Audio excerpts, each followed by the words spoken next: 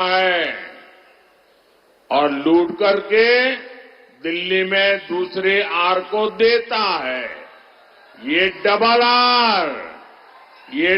Are का खेल तेलंगाना को देखते ही देखते तबाह कर देगा। మిత్రులారా, ఈ డబుల్ ఆర్ ఏదైతే ఉన్నదో ఇది ఈ తెలంగాణకు సంబంధించిన ఒక ఆరు మొత్తం ఈ యొక్క ప్రజల నుంచి పీడించి పట్టి ఢిల్లీకి పంపిస్తున్నారు. ఏ రకంగా ఢిల్లీకి కప్పం కడుతా ఉన్నారు. కాబట్టి ఈ పీడ నుంచి విముక్తి చేయాల్సింది బాధ్యత మనందరి మీద ఉన్నది. ఈ డబుల్ ఆర్ నుంచి విముక్తి కావాల్సిన అవసరం ఉన్నది తెలంగాణ ప్రజలకు. साथियों, आपने देखा होगा ये कांग्रेस के शहजादे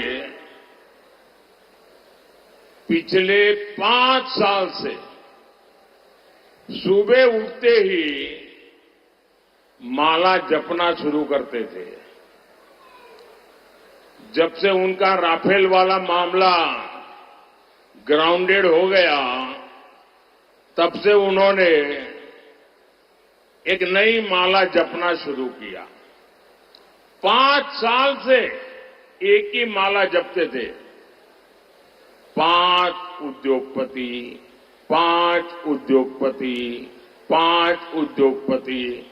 फिर धीरे धीरे कहने लगे अंबानी अडानी, अंबानी अडानी, अंबानी अडानी। 5 साल से। लेकिन जब से चुनाव घोषित हुआ है, इन्होंने अंबानी अडानी को गाली देना बंद कर दिया। मैं आज तेलंगाना की धरती से पूछना चाहता हूं, जरा ये शहजादे घोषित करें कि इस चुनाव में ये अंबानी अडानी से कितना माल उठाया है, काले धन के कितने बोरे भर करके रुपये मारे हैं, क्या टेम्पो भर करके नोटें कांग्रेस के लिए पहुंची है, क्या सौदा हुआ है। आपने रातों रात अंबानी अडानी इनको गाली देना बंद कर दिया। जरूर दाल में कुछ काला है।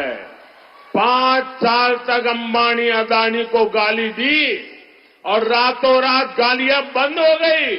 मतलब कोई न कोई चोरी का माल टेम्पो भर भर करके आपने पाया है।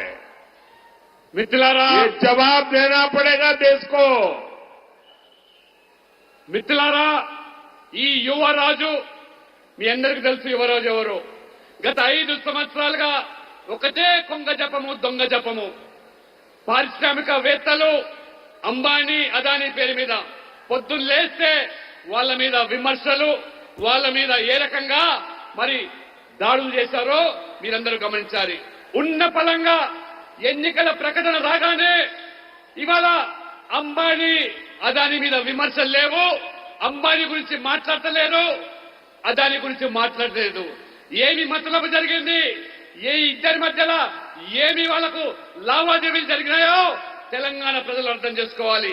ఆ నల్లధనాన్ని ఇవాళ ఏ రకంగా కాంగ్రెస్ పార్టీ పోగు చేసుకుంటున్నదో, ఇవాళ టెంపోల నిండా డబ్బులు పోగు చేసుకుని కాంగ్రెస్ చేరిందా అనేటువంటి అనుమానాలు వ్యక్తమవుతున్నాయి.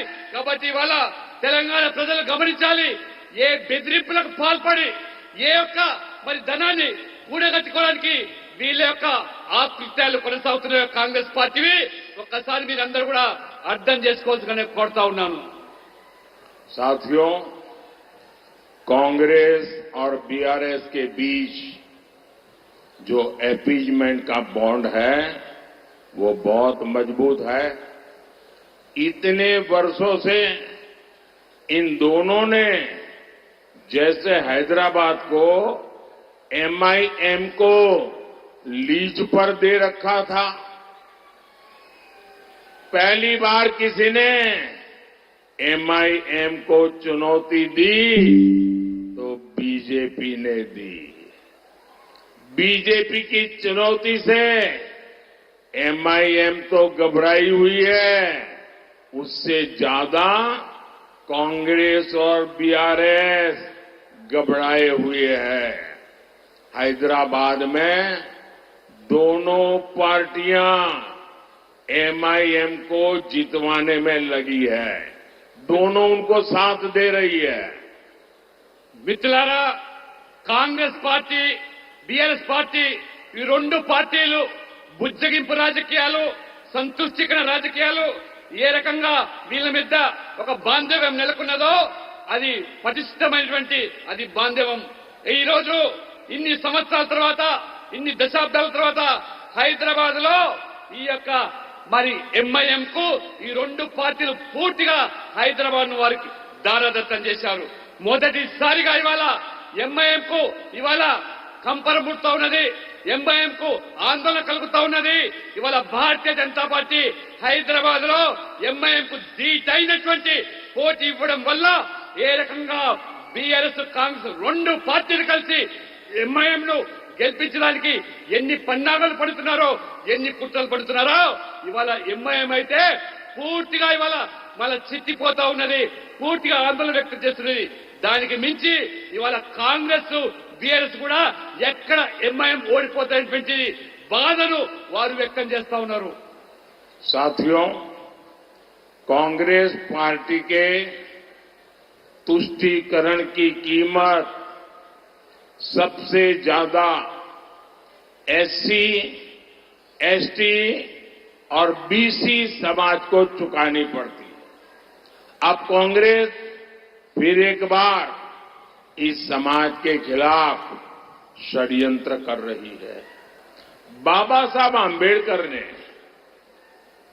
आरक्षण दिया, आरक्षण का अधिकार दिया, संविधान के तहत दिया,